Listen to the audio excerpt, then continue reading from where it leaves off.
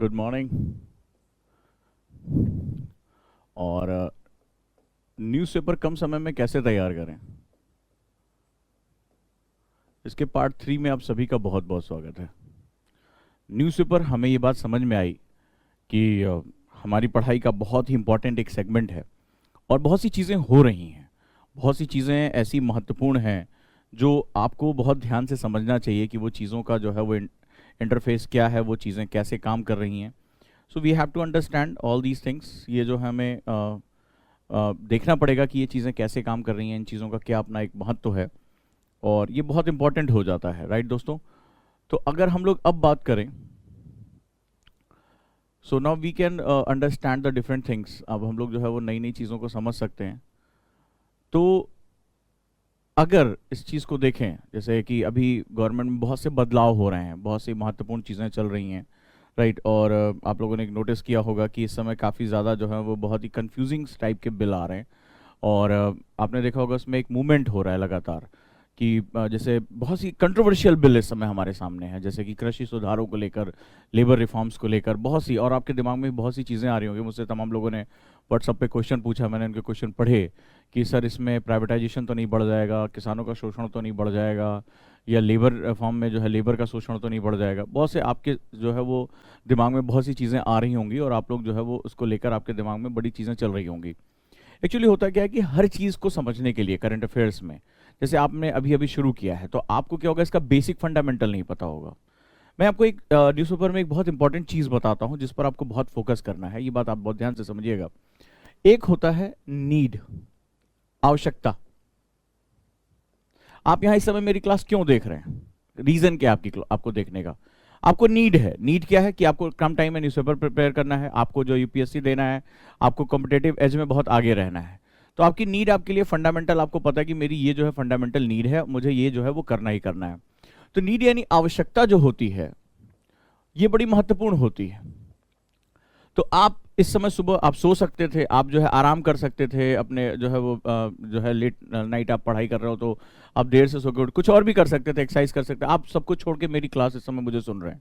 उसका पर्पस क्या है? क्योंकि आपको नीड है और आपको पता है कि आपकी नीड क्या है। आपको यूपीएससी में अपना सुधार करना, आपको लग रहा था कि भाई न्यूज़पेपर मेरा बहुत टाइम ले रहा है, उजांग सर के साथ मेरा टाइम सेव हो रहा है। आप लोगों ने मुझे बहुत मैसेज दिए फीडबैक के। मैं यही बता रहा हूं कि अगर ये पर्सनली आपकी नीड है तो ये कंट्री की भी नीड होती है। एक देश की अपनी आवश्यकताएं होती हैं, ठीक है, देश की आवश्यकताएं। बड़ा ध्यान से मेरी इस बात को समझना, तुम्हें जो है वो समझ में आ जाएगा कि क्या चीज चल रहा है। देश की अपनी आवश्यकता होती है। इन आवश्यकताओं के पीछे, चूंकि राष्ट्र क्या होता है, राष्ट्र जो होता है, कंट्री जो होती है, जो हमारा नेशन होता है, वो बेसिकली एक बहुत लंबी सांस्कृतिक धरोहर का हिस्सा होता है। ऐसा तो नहीं कि भारत का निर्माण आज हुआ है। अगर हम बात करें तो भारतखंडे, भारतवर्षे, ठीक है, तो ये जम्बू द्वीपे, ये तो बहुत प्राचीन एक जो है वो भूखंड है। अगर ज्योग्राफी का मैं टीचर हूं और मैं ज्योग्राफी के हिसाब से दिखाऊं तो कार्बोनीफेरस युग के बाद जब गोंडवाना लैंड का विभाजन होता है तो आगे चलकर जो है ये हिस्सा जो है लगभग आज से 7.1 करोड़ साल पहले, ये जो आज वर्तमान फीचर है वो हमें 7.1 करोड़ साल पहले दिखाई पड़ता है। यानी अगर मैं ज्योग्राफी में भी देखूं तो 7.1 करोड़ साल पहले, और अगर मैं प्रायद्वीपीय भारत की बात करूं तो ये तो बहुत प्राचीन हो जाता है। ये कार्बोनी लैंड जो है कार्बोनीफेरस युग से पहले का हिस्सा बन जाता है। तो इसका सीधा सा मतलब है कि बहुत प्राचीन भूभाग है। और ऐसी कंडीशन में अगर वर्तमान समय में देखें तो देश की जरूरतें बड़ी अलग अलग हैं, देश की जो है वो नीड्स बड़ी अलग अलग हैं। इस नीड्स को समझने के लिए, देश की आवश्यकताओं को समझने के लिए आपको राष्ट्र की संस्कृति समझनी पड़ती है। बड़ा ध्यान से मेरी बात को समझना, आज का जो है लेक्चर बड़ा इंपॉर्टेंट है। राष्ट्र की संस्कृति, ठीक है, यानी culture of country, culture of nature, nation जो है वो हमें पढ़ना पड़ेगा, कल्चर ऑफ नेशन। अब कल्चर का मतलब आपके दिमाग में आ रहा होगा डांस फॉर्म, आर्ट फॉर्म। ना ना ना ना ना ना, कल्चर ये नहीं होता है, ठीक है। ये तो कल्चर का एक बहुत छोटा सा आयाम होता है जिसमें मानवीय पहलू यानी कि जो ह्यूमन ग्राउंड है, जो ह्यूमन एस्पेक्ट्स हैं, उसके एक वेद के बारे में कि हम उल्लासित होते हैं, हम गाना गाते हैं, हम नृत्य करते हैं, ये सिर्फ इसके बारे में बात कर रहा है। तो कल्चर ऑफ नेशन बहुत ही महत्वपूर्ण एक शब्द होता है। बड़े गहराई से इस बात को समझिएगा। आज की डिबेट आपको न्यूज़पेपर में एक नया डायमेंशन आपको दूंगा, क्योंकि पिछले 2-3 दिनों में कुछ ऐसी खबरें आई हैं, आप लोगों के कुछ ऐसे क्वेश्चन रहे हैं जो मन को एक अलग ही आयाम में लेके जा रहे हैं कि यार मेरे बच्चे को जो है वो अभी इन चीज़ों पर काफ़ी ज़्यादा जो है अपना इनपुट देना है। तो जब नेशन, राष्ट्र की संस्कृति की बात कर रहा हूं तो राष्ट्र की संस्कृति में वो संस्कृति आपकी राजनीतिक संस्कृति भी हो सकती है, पॉलिटिकल, जी हाँ, पॉलिटिकल कल्चर, वो आपकी इकोनॉमिक यानी कि आर्थिक संस्कृति भी हो सकती है। आप किस रूप में व्यापार करना पसंद करते हैं, किस रूप में अर्थव्यवस्था को आप किस रूप में देखते हैं, समाज में लोग जो है वो आर्थिक गतिविधियों में किस रूप में शामिल होते हैं, जो इकोनॉमिक एक्टिविटीज है लोगों का क्या रुझान इसके प्रति होता है, इसके बारे में हमारी बहुत महत्वपूर्ण तरीके से बात होती है। इसके बाद राष्ट्र की अपनी प्रशासन की जो है कल्चर होता है, किस रूप में सेवा की जा रही है, किस रूप में रूलिंग है, डिक्टेटरशिप है, मोनार्की है, प्रशासन में किस तरह के लोग हैं, वो अपने आप को जैसे लोक सेवक तो कह रहे हैं लेकिन लोक सेवक से की बजाय राजा बाबू हैं, ठीक है। तो इस तरह का जो सेगमेंट है वो किस रूप में आपके सामने है। इस तरह लोगों की सामाजिक संस्कृति क्या है, बहुत महत्वपूर्ण हो जाता है। सामाजिक संस्कृति यानी समाज क्या एक यूनिट के रूप में है, सोसाइटी जो है एज ए यूनिट है, या सोसाइटी में बहुत डिविजन्स हैं, जाति को लेकर, क्षेत्र को लेकर, अमीरी गरीबी को लेकर, महिला पुरुष को लेकर, ठीक है, वुमेन और जो जेंडर डिस्पैरिटीज हैं, या जो है रीजनल रिलीजन, तमाम तरह की डिस्पैरिटीज हैं। तो समाज का आउटपुट क्या तुम्हें देखने को मिल रहा है। समाज में जितने स्तर के विभाजन होंगे, जितना ज्यादा जो है वो, जैसे अमेरिकन समाज हो गया, तो वहां मुझे विभाजन गोरे और काले का दिखाई पड़ता है, मुझे अमीर और गरीब का दिखाई पड़ता है, लेकिन उसका गरीब भी काफी जो है वो अच्छा है, अच्छी हालत में। तो मुझे वहां पे जो बेसिकली जो है श्वेत अश्वेत का मुझे एक संघर्ष दिखाई पड़ता है, जो दिखाई पड़ता है, या अमेरिकन और जो बाहर से आए हुए लोग हैं, ठीक है, एशियन है, जो उनकी जॉब्स को लेकर अभी फिलहाल कुछ समय से जो है टेंशन चल रहा है, वहां पे मुझे एक टेंशन दिखाई पड़ता है, ठीक है। और कुल मिलाकर जो नेक्स्ट दिखाई पड़ता है वो क्रिश्चियनिटी और इस्लाम का एक मुझे संघर्ष वहां पे दिखाई पड़ता है। लेकिन भारतीय समाज में अगर हम देखें तो बहुत ज्यादा विभाजन है। ये विभाजन कई बार जो होता है इतने गहरे हो जाते हैं कि संघर्ष जो है वो ये देख नहीं पाता। ये सारे जो सेगमेंट्स हैं इसमें क्या होता है, ये समय के हिसाब से चलते हैं। मेरी बात को बहुत ध्यान से समझना। ये राजनीतिक संस्कृति, आर्थिक संस्कृति, प्रशासन की संस्कृति, सामाजिक संस्कृति, ठीक है, ये सभी कुछ है, ठीक है। संस्कृति का मतलब सेट ऑफ रूल्स है जो आप जो है उस किस तरह से उसको फॉलो करते हैं। ये क्या होता है, ये राष्ट्र की संस्कृति को देखता है। राजनीति फॉर एग्जाम्पल, मैं जब कोई राजनीति कर रहा हूं, मैं विरोध कर रहा हूं आपका, ठीक है, विरोध करना मेरा जो है वो कर्तव्य है कि भाई मैं विरोध नहीं करूंगा तो लोकतंत्र में संतुलन नहीं होगा। लेकिन मैं सिर्फ इसलिए आपका विरोध कर रहा हूं क्योंकि मुझे विरोध करना है, और इस कंडीशन में मेरा विरोध कई बार मेरी राष्ट्र की संस्कृति को प्रभावित कर सकता है, मेरे नेशनल कल्चर को डिस्टर्ब कर सकता है, मेरा ध्यान इस पर है ही नहीं है। तो ये क्या होता है, समय के अनुसार ये सारी चीजें बदलती रहती हैं, ठीक है। ये नैरो और ब्रॉडर यानी कि संकीर्ण और व्यापक दोनों रूप में चलती हैं कि आखिर ये संकीर्ण क्या है, ठीक है, यानी ये कभी मैं अपना छोड़ के कुछ देखूं ही नहीं, भाड़ में गया, ठीक है, इससे जो है देश भाड़ में गया, पहले हम अपना जो देखेंगे, हमारी रोटी चमकनी चाहिए, हमारी राजनीति चमकनी चाहिए, हमारी बात रखी जानी चाहिए, हमें बाकी पानी कम है, वही वाला हिसाब किताब यहां पर चलेगा। तो एक ये होता है, इसको हम लोग संकीर्ण संस्कृति कहते हैं। ऐसी कंडीशन में जो राष्ट्र की संस्कृति है वो एक तरह से अधोगमन यानी कि जो है वो डाउनवर्ड मूवमेंट करना शुरू कर देती है। संघर्ष बहुत बढ़ जाते हैं क्योंकि नैरो हो जाएगा, नैरो आइडेंटिटी की तरफ चले जाएंगे।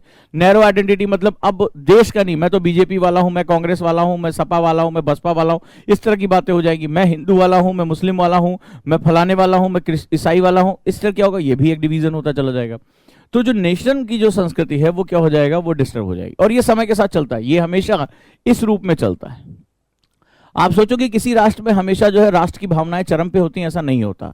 अप एंड डाउन लगातार बने रहते हैं। कई बार ये नेशनल जो है वो कल्चर अप की तरफ जाता है, लोग एक दूसरे की सारी भावनाओं को जो है, जैसे हमारी आज़ादी की लड़ाई में हुआ था, ठीक है, हम सारे जो है डिफरेंसेस को काफ़ी हमने किनारे किया और हम एक मकसद के लिए लड़े। पर आज की डेट में जो हमारा कल्चरल सेटअप हो रहा है वो इन सब चीज़ों से प्रभावित हो रहा है। आपके दिमाग में बातें आ रही होंगी ना, लेबर रिफॉर्म का जो है विरोध क्यों हो रहा है, बीजेपी की ही अपनी जो एलाइड एक लेबर यूनियन है वो विरोध कर रही है, ऐसा क्यों हो रहा है, उसके ही पार्टी के मंत्री विरोध कर रहे हैं, ऐसा क्यों हो रहा है, किसानों का एक ग्रुप, खासतौर पे पंजाब और हरियाणा किसानों का ग्रुप ही ज्यादा विरोध क्यों कर रहा है।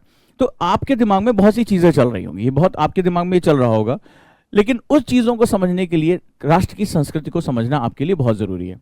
अब इस राष्ट्र की संस्कृति में भी कुछ बड़े महत्वपूर्ण फैक्ट्स होते हैं, ये बड़ा ध्यान से आप समझिएगा इसको, ठीक है, जो इन फैक्ट्स के बारे में आपसे बात करने जा रहा हूं।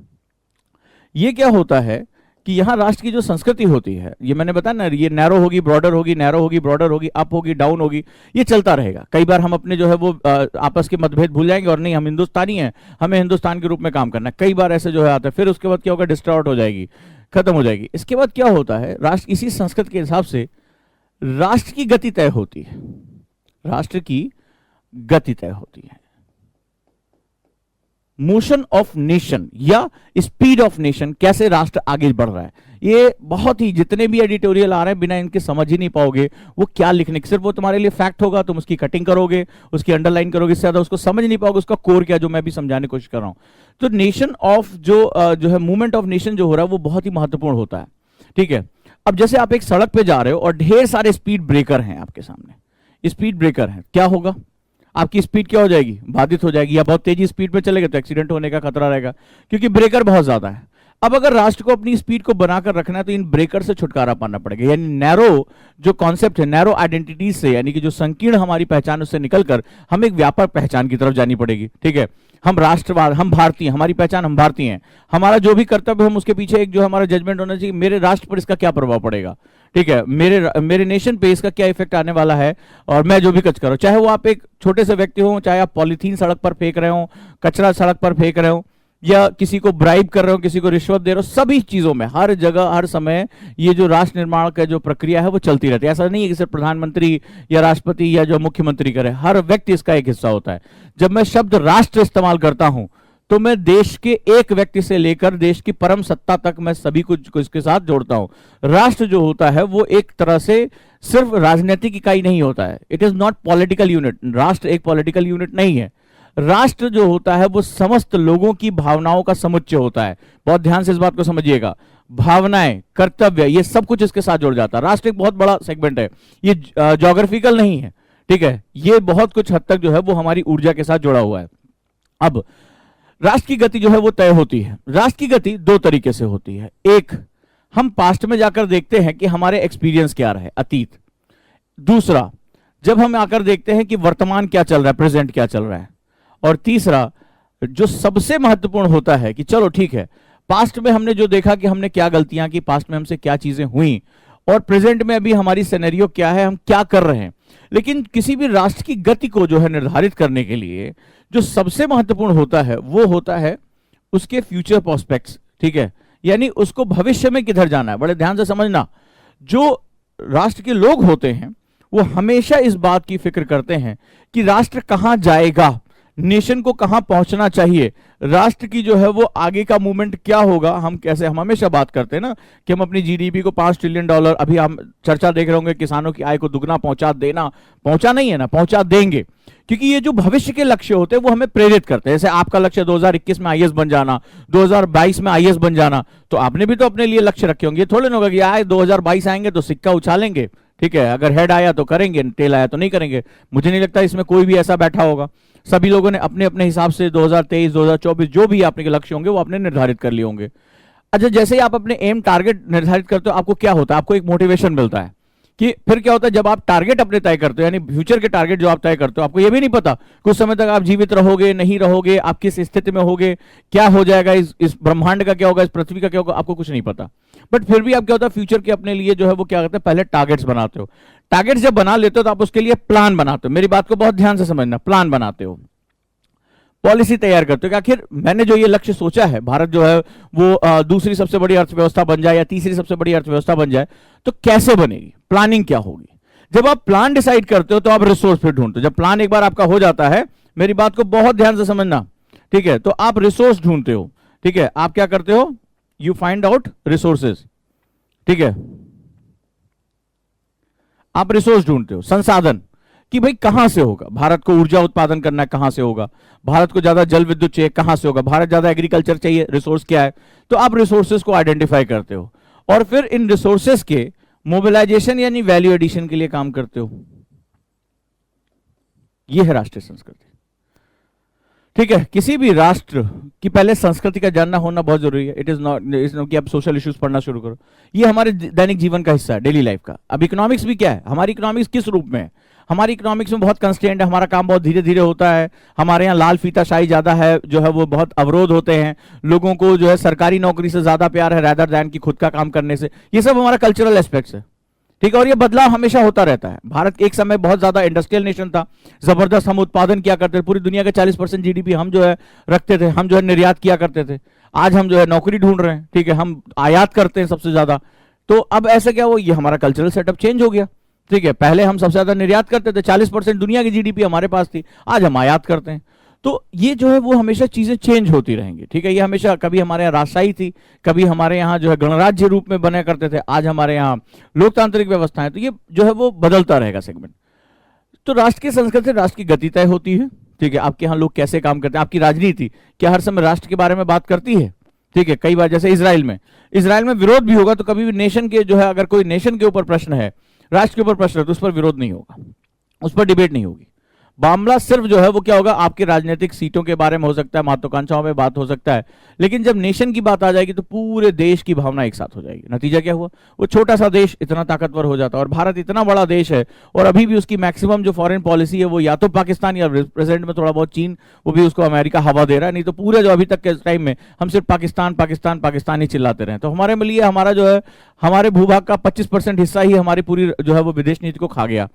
तो ऐसी कंडीशन में ये समझना बहुत जरूरी है कि राष्ट्र की गति कहां जाएगी। अब राष्ट्र की गति पास्ट, प्रेजेंट एंड फ्यूचर में होती है। फिर आप प्लान तैयार करते हो फ्यूचर में आपको कहां जाना है, और उस प्लान के हिसाब से आप जो है वो क्या करते हो, रिसोर्स को तय करते हो, रिसोर्सेज में फिर मोबिलाइजेशन करते हो। मैं इसको अभी प्रेजेंट कंटेक्स्ट में समझा दूं। अगर भारत ये चाहता है कि आने वाले समय में भारत की कृषि जो सुधरे, क्योंकि एक बात समझ में आ गई, कोविड-19 का जो प्रभाव है वो बहुत ही ज्यादा गहरा रहा और पहली बार इस तरह के पैंडेमिक हमें देखने को मिला जिसने जो है रातों रात हमारी अर्थव्यवस्था को ठप करके रख दिया, पूरे विश्व की अर्थव्यवस्था में बहुत बड़ा जो है भूचाल ला दिया। अब जरा दूसरा नजरिया देखो, अब हमें कृषि को जो है सुधारना ही सुधारना है, जो हमें बहुत पहले करना चाहिए था, अभी तक हम नहीं कर पाए। तो अगर मेरा प्लान है कि मैं फ्यूचर में जो है वो कम से कम जो हमारा लेबर है उसको हम ज्यादा स्वतंत्रता दें। भाई सीधी सी बात है, अगर वो उसको एग्रीकल्चर में उसको फार्मर बना के रखोगे तो कोई फायदा नहीं है, जो चल रहा है उसको चलने दो। लेकिन अगर उसको एग्रीप्रेन्योर में, एग्रीकल्चर को एग्रीप्रेन्योर में कन्वर्ट करना चाहते हो कि वो किसान एक उद्यमी की तरह व्यवहार करे, तो तुम्हें उसको फ्रीडम देनी पड़ेगी, ठीक है। तो फ्यूचर में आपको उसके लिए प्लान बनाना पड़ेगा। प्लान बनाने के साथ आप उसको रिसोर्स का आपको मोबिलाइज करके देना पड़ेगा। ऐसे थोड़ा खाली प्लान बना दो, रिसोर्स मत दो। प्लानिंग तो हम पांचवी पंचवर्षीय योजना में हम पता नहीं कितनी जो है बनाते चले आए, लेकिन आपको रिसोर्स देना पड़ेगा, उसको फ्रीडम देनी पड़ेगी। भाई मेरा सामान है, मैं पूरी दुनिया में कहीं बेचूं, उसके बाद जो है वो उसको वैल्यू एडिशन उसमें करना पड़ेगा, तब जाकर जो है वो राष्ट्र में एक गति हमें पकड़ेगी। अदरवाइज क्या होगा, हमारे ब्रेकर्स हमें जो है मार डालेंगे, ठीक है, हमारी स्पीड को खत्म कर देंगे और नतीजा क्या होगा, इससे बहुत बड़ी मात्रा में भारतीयों को नुकसान होगा। क्लियर हुआ यहां पर कॉन्सेप्ट? तो ये एक इंपॉर्टेंट फंडा है, इसीलिए आपको समझ में आया होगा कि क्यों जो है वो हम लगातार इस तरह के रिफॉर्म्स करने की कोशिश कर रहे हैं। अब सवाल है कि मुझे इस फ्यूचर में मेरे प्रोस्पेक्ट्स क्या है, ये कैसे पता चलेगा? फ्यूचर में मेरे प्रोस्पेक्ट्स क्या हैं, मतलब मैं फ्यूचर में क्या कर सकता हूं, और फ्यूचर के लिए मैं प्लान कैसे बनाऊंगा, मतलब राष्ट्र मेरा प्लान कैसे बनाएगा। आपको आश्चर्य लग रहा होगा कि जो आप लोग इस समय पढ़ रहे हैं, ठीक है, आपको लग रहा होगा कि ये पहली बार जो है लैंड, मेरी क्लास के स्टूडेंट अच्छी तरह जानते हैं कि मैं ये सब बहुत पहले पढ़ा चुका हूं, ठीक है, चाहे लेबर के बारे में हो, चाहे लैंड के बारे में हो, एग्रीकल्चर के बारे में हो, कि उसका हाथ जब तक खोलोगे नहीं तब तक, और बहुत वो कंफर्टेबल रहते हैं, उनको पता है कि ये सर पहले ही बात इस पर कर चुके हैं, इंफ्रास्ट्रक्चर पे पहले बात कर चुके हैं। उसका कारण क्या है कि क्यों मैंने उनको समय से पहले बताया, ठीक है, उसको जो है आपको समझना पड़ेगा कि उसके पीछे जो है मेरा फंडामेंटल्स क्या है, ठीक है। भारत में कुछ थिंक टैंक होता है, भारत में जो सबसे बेहतरीन इस समय थिंक टैंक मुझे लगता है वो नीति आयोग लगता है। मैं नीति आयोग की रिपोर्ट्स का लगातार बहुत गहरे से अध्ययन करता रहता हूं, मैं हमेशा उस पर मेरी एक नजर बनी रहती है कि वो क्या करना है, ठीक है। तो अगर मैं ध्यान से देखूंगा तो उसमें क्या है, उन्होंने बिल्कुल पहले उन्होंने नेशन के कल्चर को बताया कि हम किस तरह के कल्चरल सेटअप में, उनके 3 बहुत प्रमुख डॉक्यूमेंट है, जिसमें एक विजन एजेंडा है, एट 75 है, और उनकी एनुअल रिपोर्ट्स आती रहती हैं, ठीक है। तो ये सभी जो है वो भारत का एक बहुत विहंगावलोकन करती हैं, बहुत एक थोड़ा सा बहुत ही डीपर डॉक्यूमेंट है। तो मैं उसमें क्या करता हूं कि मैं सबसे पहले ये देखता हूं कि उन्होंने भारत के लिए क्या प्रोस्पेक्ट, इंडिया का कल्चर क्या है, ठीक है, इंडिया का इकोनॉमिक कल्चर, प्रशासनिक कल्चर, जुडिशियल, अभी तो जुडिशियल का मैंने बात ही नहीं की, हमारी न्यायिक प्रक्रिया, ठीक है, वो जिसमें केस डिले चलते चले जाते हैं, न्यायिक प्रक्रिया हमारा जो है वो किस तरह से, समाज जो है वो किस तरह से डिमांड करता है, समाज राष्ट्र के लिए किस तरह के योगदान करता है, ये सारी चीजें बड़ी गहरी होती है। आपको लगेगा कि शायद इकोनॉमिक्स में इनकी क्या आवश्यकता है, लेकिन मैं पहले भी अपनी 7 स्टोरीज में बता चुका हूं, पॉलिटिक्स, इकोनॉमिक्स और सोसाइटी ये कभी भी अलग नहीं किए जा सकते, ये असंभव है, ठीक है। आप इकोनॉमिक्स को एक अलग यूनिट के रूप में पढ़ोगे, आप कभी भी इकोनॉमिक्स का जो स्वाद है वो ले ही नहीं पाओगे। सबसे प्रैक्टिकल सब्जेक्ट का आप कभी स्वाद नहीं ले पाओगे, वो केवल आपके लिए महज आंकड़ों का खेल बन के रह जाएगा और आंकड़ों में आप फंस जाओगे। तो मेरी यहां कोशिश ये है कि मैं आपको इन आंकड़ों से निकालूं और आपको दूसरे डायमेंशन में लेकर जाऊं। अब मैं क्या करता हूं, मुझे वहां से संस्कृत का पता चलता है, उसके बाद वो एक डॉक्यूमेंट देते हैं जहां भारत को कहां होना चाहिए, यानी कि भारत का फ्यूचर प्लान क्या होगा। फिर इसके बाद वो बहुत अच्छे तरीके से इस डॉक्यूमेंट में एक और बात कहते हैं कि कैसे जो है वो भारत अपने रिसोर्सेज का मोबिलाइजेशन कर सकता है। तो आज से 3 साल पहले उन्होंने ये बात बता दी थी कि भारत को ये लैंड रिफॉर्म करने ही करने हैं। भारत को ये लेबर रिफॉर्म करना ही करना है, आप जाके नेट पे भी चेक कर दो, उन्होंने बहुत पहले ही इस बारे में बता दिया था और उन्होंने इसके लिए सारी बहस बता दी थी कि उसमें क्या सबसे बड़ा रीजन है। और आपने तो अभी केवल पेपर में जो पढ़ा है वो आपको बहुत हल्का लग रहा है। मैं जब आपको नीति आयोग का डॉक्यूमेंट पढ़ाऊंगा और चाइना मॉडल के साथ आपको कंपैरिजन करके बताऊंगा तो आप आश्चर्यचकित हो जाएंगे कि हमसे कितनी बड़ी गलती हो रही थी। हमने इतने सालों तक जो है वो बंद हुआ करके, आज जो एक मिनिस्टर ने जो है वो रेड्डी ने जो बोला है कि ये फलाना पार्टी जो है वो बिचौलियों के साथ है, वो वाकई में सत्य है, वो सत्य है। और मैं आपको सप्लाई चेन के बारे में बताऊंगा। बहुत ही प्यारे ड्राइवर्स है नीति आयोग की क्लास में, और उस ड्राइवर में आपको बताऊंगा कि सप्लाई चेन, आपकी जिंदगी से आपको एग्जांपल दूंगा, आप खुद ही कह दोगे हाँ मुझे ये बात समझ में आ गई।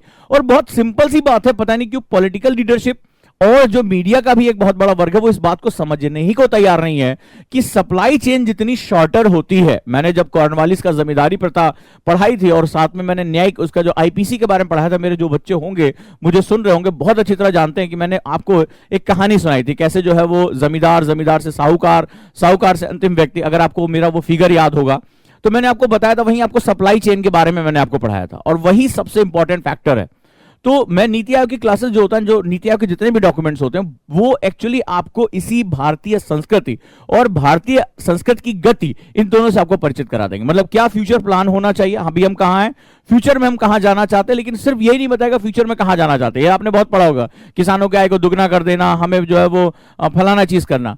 यहां जो हमारा अगला चरण होगा वो होगा कि आप प्लान कैसे बनाओगे उसके लिए, और प्लानिंग में रिसोर्सेज कैसे करोगे।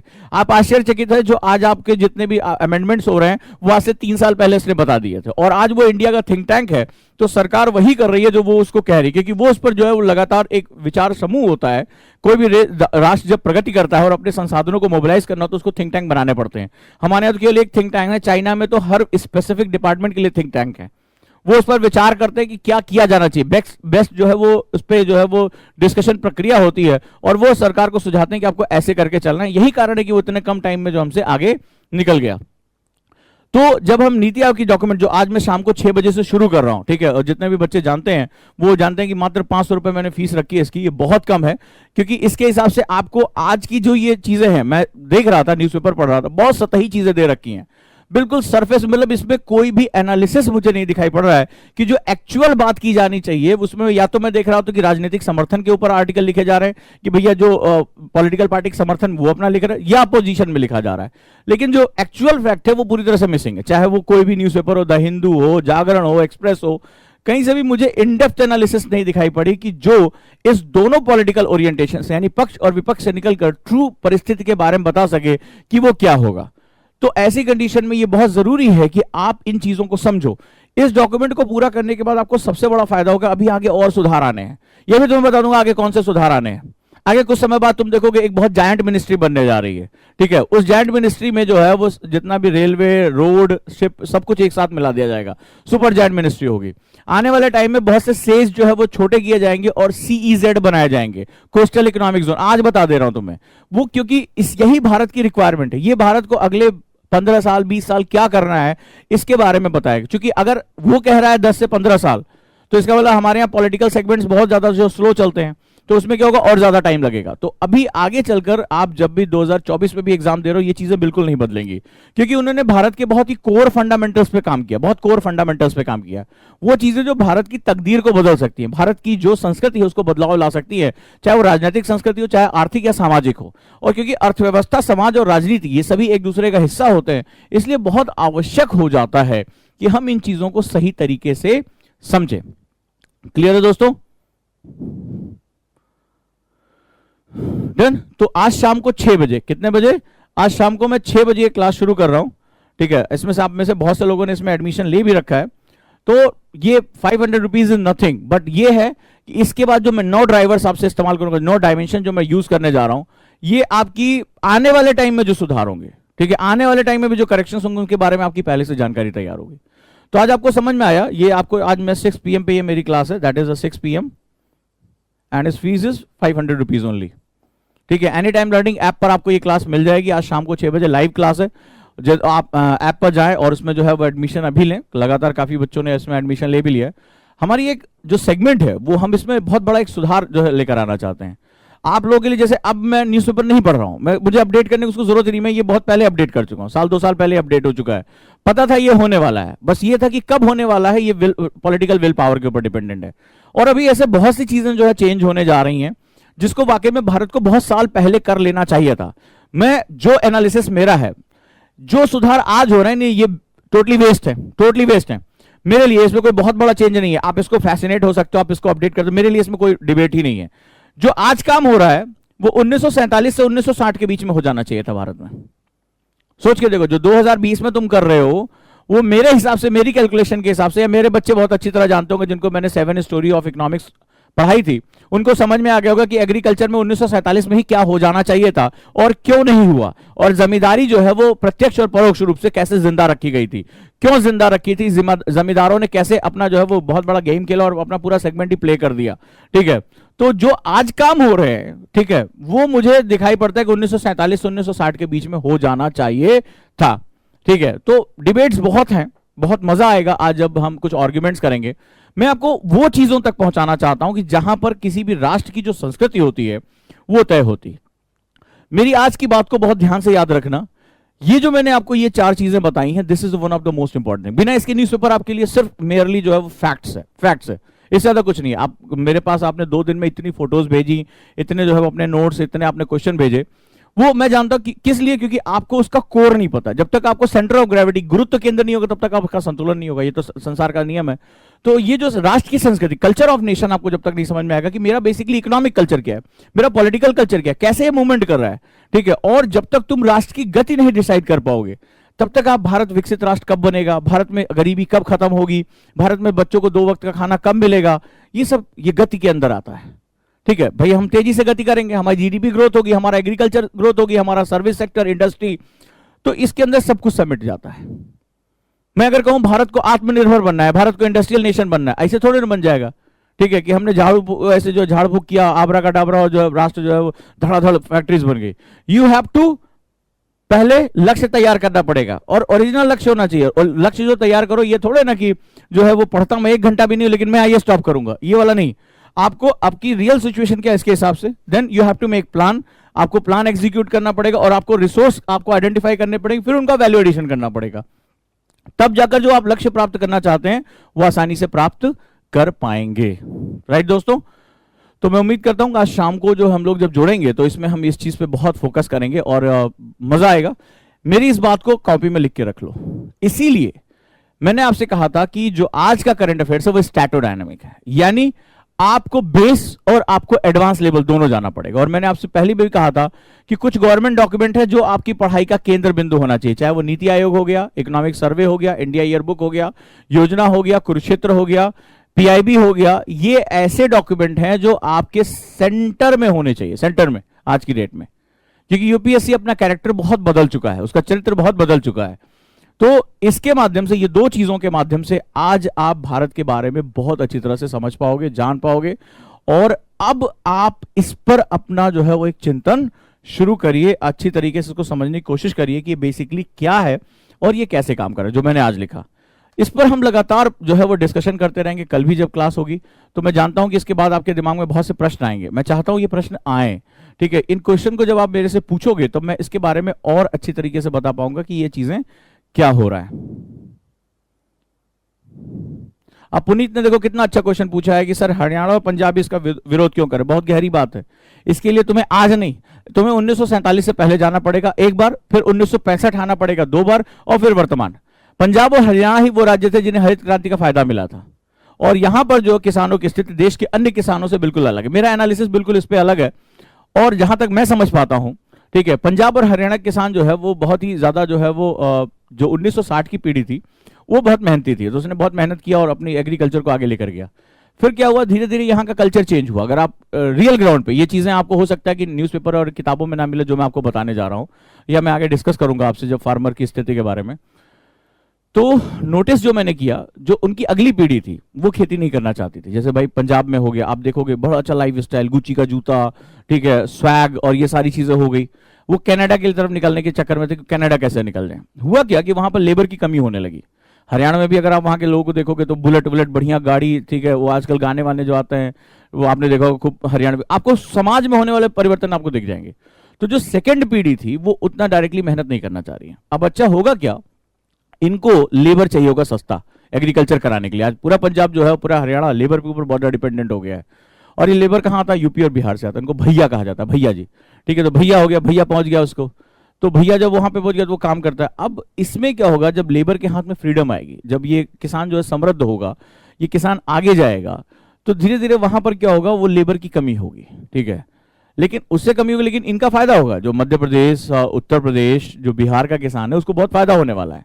लेकिन इनको क्या होगा, जो सस्ता लेबर, क्योंकि वो लैंडलेस लेबर, उसके पास जमीन वमीन नहीं, तो बेचारा उनके खेत पे जाके मजदूरी कर रहा है, उनका खेत जोत रहा है, उनकी फसल काट रहा है, वो जो है वो काफी कमी हो जाएगी इनको।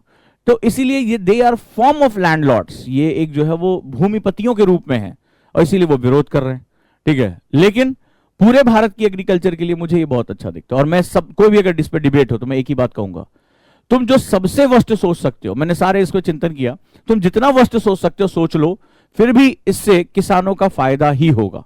तुम जितना भी सोच लो कि कंपनियां कब्जा कर लेंगी, ये कर लेगा, मैं, तुम जितना वर्ष सोच सकते हो, अभी तक जो तुमने 73 सालों में किया, 73 ईयर्स में हुआ जो किसान की हालत, उससे लाख गुना अच्छा होगा।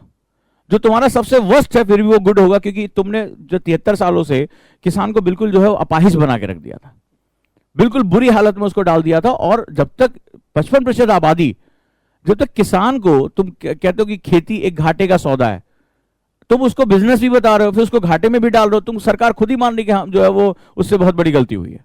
सो आपको ये करेक्शंस करने ही होंगे। हमारे यहाँ अगर आप लोगों ने 7 स्टोरी मैंने आपको पढ़ाई थी तो आपको याद होगा, मैंने बताया था भारत में बिना संकट के कोई जो है वो उन्होंने स्टेप लिया ही नहीं। ये भारतीय राजनीति, भारतीय ब्यूरोशाही और भारत के समाज की एक बहुत बड़ी कमी है, जिसकी वजह से हम संकट होने का वेट करते हैं।